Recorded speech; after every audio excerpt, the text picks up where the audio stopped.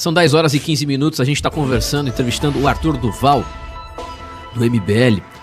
Arthur, Renan aparece na Atlas Intel de hoje com 7,8%. Ele cresceu 0,9% em relação à última Atlas Intel de maio.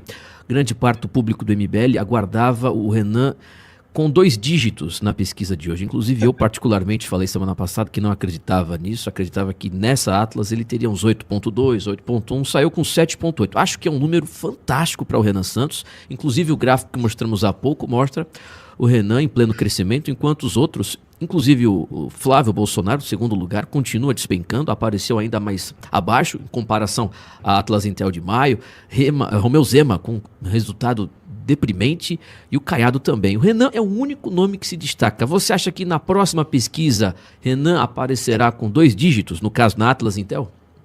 Timóteo, olha só, as coisas na vida, né, como um todo, não na política, as coisas na vida, elas não são lineares. A gente tem uma tendência de achar que as coisas elas progridem ou regridem em linha reta, e não é assim. As coisas são exponenciais.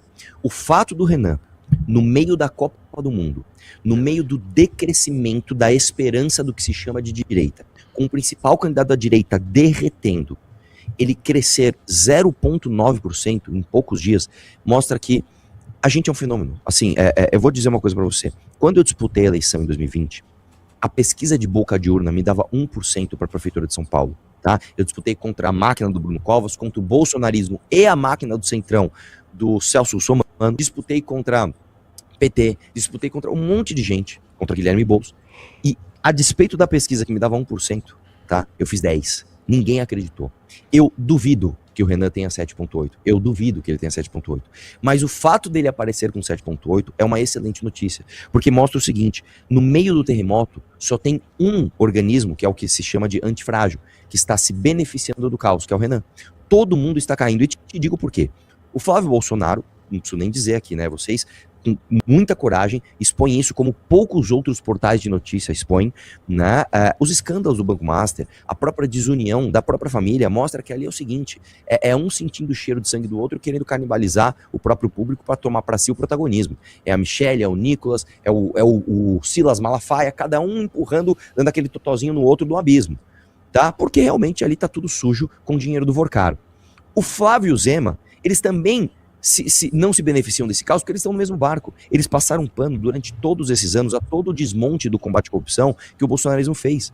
Esses caras não fizeram absolutamente nada. No caso do Zema é ainda mais grave, porque além disso, ele dentro da esfera onde ele geria, ele deu os maiores perdões fiscais da história de Minas Gerais. A gente acabou de ver aqui no caso do Sarim Matar, no caso da empresa de energia dele, como é que é mesmo? É Eletrozema, né? Ele deu benefício fiscal para a própria empresa, cara, né? Então ele fala dos intocáveis do STF com aquele biquinho, mas ele também não fala dos intocáveis, não é mesmo? Dos amigos dele.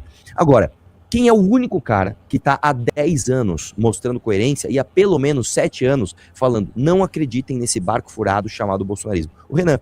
Então, o exemplo que eu sempre dou é o seguinte: em janeiro desse ano, Timóteo, ele não tinha 100 mil seguidores, cara. Ele não tinha verdade, 100 mil seguidores. Está com quase 2 milhões em pouquíssimos meses.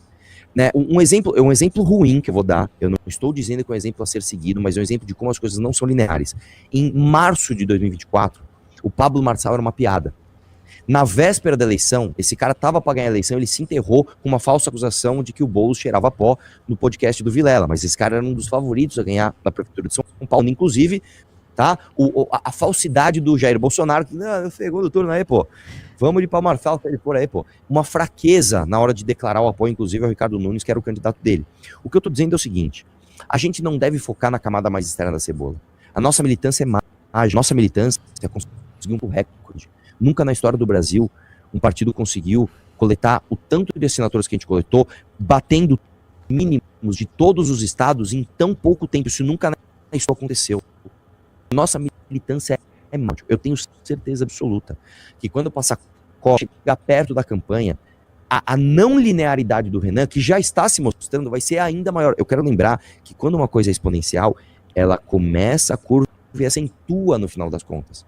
Então eu tenho certeza absoluta, e ó, tá gravado isso daqui. Eu tenho certeza que na segunda quinzena de julho, todo mundo vai se surpreender com o quanto que as pessoas vão estar falando de Renan Santos. Isso vocês podem ter absoluta certeza.